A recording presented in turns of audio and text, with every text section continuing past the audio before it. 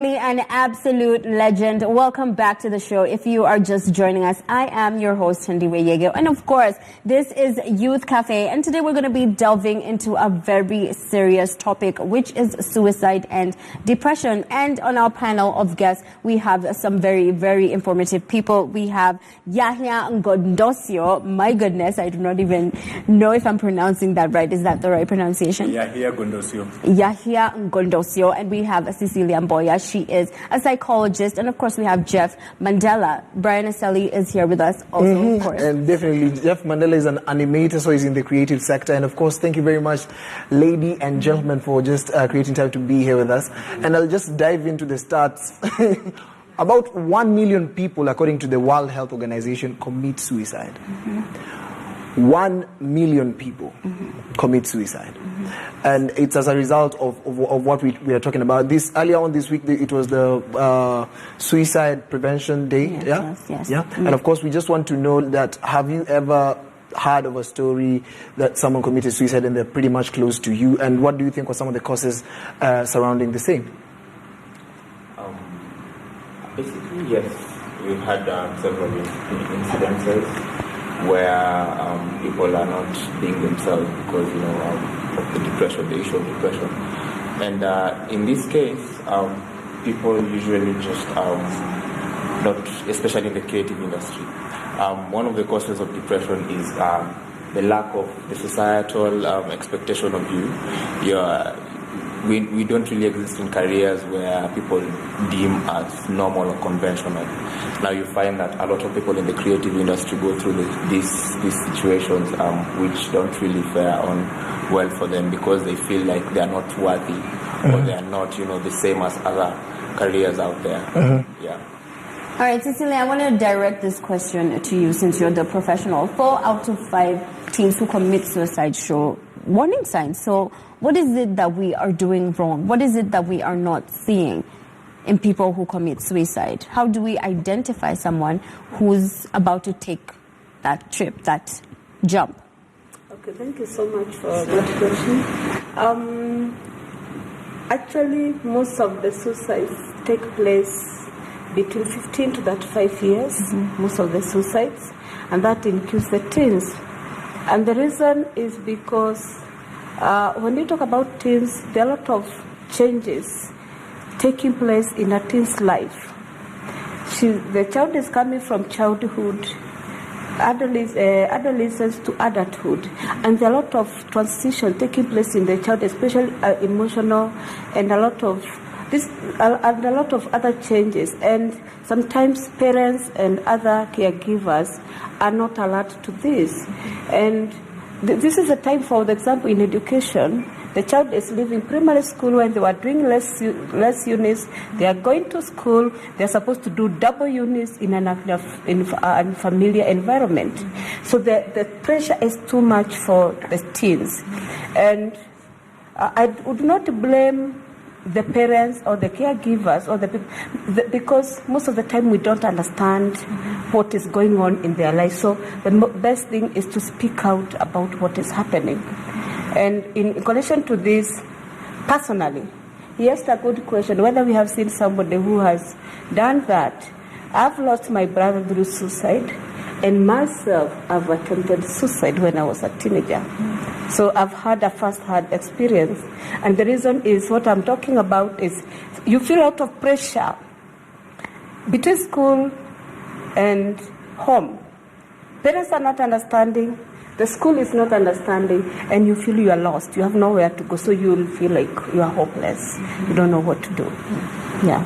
Do you feel like Kenyan parents or African parents as a whole have a clear understanding of what depression is? Because most people who experience depression, especially teens, you go to your parents and you tell them, oh, dad, mom, I'm depressed. And they'll be, no, those are millennial type problems. Yeah. Do you feel that that's the situation? At least at the moment, because of the flooding of information all over social media and technology, most of the parents are getting more exposed. But what has happened is that most of the parents do not really understand whether this is depression or not. And therefore, maybe sometimes the child, because, for example, physical manifestation of depression, some of them is a child lacking energy. Maybe this adolescent or teenager or whoever it is, they have no energy to do many things, which they normally do. And sometimes the parents will think this is laziness. It's labeled laziness. Maybe they start performing. The academic performance goes down, and they think the person is not working hard, is playing, is not doing whatever. Yet the child is feeling a lot of pressure, emotional pressure, psychological pressure, physically they have energy. All these are manifestation of, and therefore sometimes the parents may not understand that that is exactly what is happening. And the reason is because of the generation gap. Where we were brought up, things were different than the way we have brought up our children, and therefore it's not. There are a lot of gaps. Yeah. Let me ask you, Brian, why you're here is because you've gone through depression and actually came out of it. Yeah, totally. And of course, I'd like you to just share with us what perspired, because so many Kenyans out there would like to get a hold of what you went through, and of course, how did you come out of it? Okay, it's quite interesting because one of the things that actually led me to that state was because there was no one to talk to. We do not have enough support systems. So you realize I'm a man, so if I go and speak to someone about my situation, they tell me, oh, kuwa mwanaume. And you see, at home, at work, there's pressure, there's social pressure, there's pressure at work. You have pressure from every place in your life.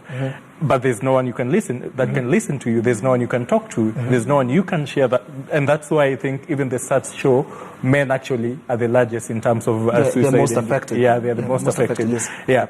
So for me, it was because basically there was no one I could talk to. And I remember, it's actually not a long time ago. It's about a year ago. And I had gotten to that point when I was on the verge of suicide. I had gotten to that point where, for me, nothing made sense anymore. I was doing well, of course. I had a good job already. I had graduated. I was living on my own. I was having, let's say I was having a good life, at least as per other people. But when you try to talk to someone, or you try to get someone to talk to, they would be like, what's your problem? You have a good life, you have a good job, you have a nice family, so what's the problem? And you see, people do not really realize, actually depression has the same effect physical illness has on someone. Like, it erases the memory of wellness in someone. And that is the point where now someone does not see the need of moving on with life after that. Yeah. Just talk to me, Mandela, and tell me, like, as a young man, is it hard for you to speak up on some matters? Or maybe you're facing an issue. Is it hard for you to actually talk to someone? And have you ever been through a problem and probably talked to someone and then it actually went south? As she was saying, there's a huge problem in terms of communication. And also, as she said, once you're a man, Ni mwanaume. vitu zikuwa Jipange nani bora uhai. Exactly. And so you see that's a problem. And if you go talk to someone, it kind of there's some sort of stigma surrounding it as men, because you suppress all your emotions, you suppress all your kind of feelings, so that had it to the point that inakuja ina explode. That's where now it comes into suicide. So I think the best solution for all this is just communication, open communication, and those avenues which men. So I'm being told that your microphone has a problem. We're going to take a short break and then come back and talk about the same. Ebu niulize swali moja. Have you ever been depressed? Please talk to us. #YouthCafe. CCR. Take a short break.